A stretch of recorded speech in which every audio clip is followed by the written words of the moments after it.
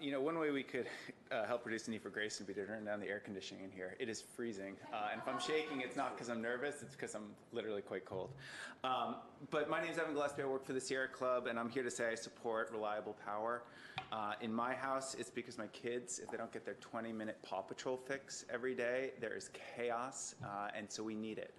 But I say all that to lay out that, where the Sierra Club stands on this, we're here because we think we have a cleaner, more viable, and more cost-effective alternative. And we categorically reject the notion that Mr. Zern has put forward that we don't care about these things. And frankly, we think that's a really irresponsible thing for the general manager to lay out. We care about this stuff and we have some experience working on it. We work with utilities all up and down the state to identify alternatives to gas plants. We are working with PG&E, we are working with Edison, we are working with the Department of Water and Power right now to identify cost-effective solutions to avoid not only building new gas plants, but actually retire large power plants, multi-hundred megawatt power plants, and replace them with clean energy.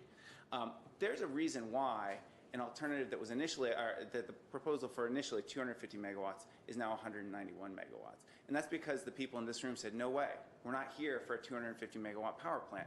The politics shifted, and so the proposal shifted in response to that. And what that says to me is that we're not really basing our decision whether it's 191 megawatts right now or 250 based upon what the city really needs to remain reliable and keep rates cost effective. We're basing it on our gut. And so what we're asking for is an alternative study, something that takes it out of the hands of the Glendale Water and Power, because what we heard today was not a presentation from a utility that seems open to all sorts of different solutions. They're very focused on getting their power plant built without considering the full range of options.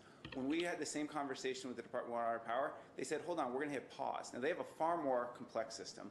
They said, we're going to pause 1,700 megawatts of new repower gas, and we're going to look at alternatives. It took a year, not 3 years, to look at it, and they're about to come back with their conclusions. What they're doing is giving the customers of the Department of Water and Power certainty that they're looking at all the options, and what they're moving ahead with is the most cost-effective option.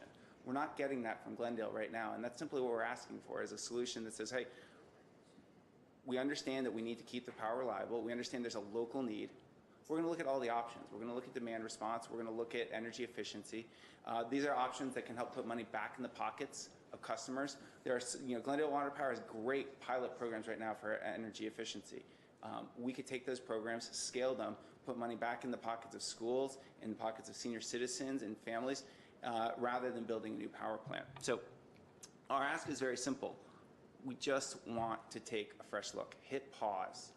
Take a year, take 6 months, look at alternatives, bring in a third-party consultant to provide the best possible thinking with 2018 data, and then come back. And if you need to build something, I think it's a much different conversation if the public's been given the assurances that we've really given our best option to avoid a new power plant. It's a $500 million decision that you're about to make, and given where the state is heading, given the fact that there is a proposal to move to 100% renewable energy, the last thing we want is to turn on a brand new power plant that's already a stranded asset from day one. So this decision requires a lot of forward thinking, and I get that you're being put in a really hard position. You're being told if you don't approve this power plant, the lights could go off, that people might not have power when they need it to, for all sorts of reasons.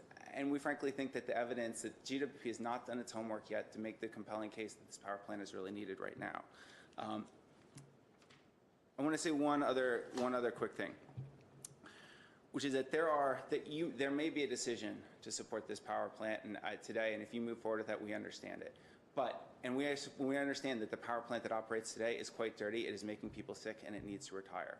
From the environmental community's perspective, though, building a new power plant is not the environmentally responsible way to move forward. And it's not the most cost-effective way to move forward based on all the other examples that we've seen now across the state.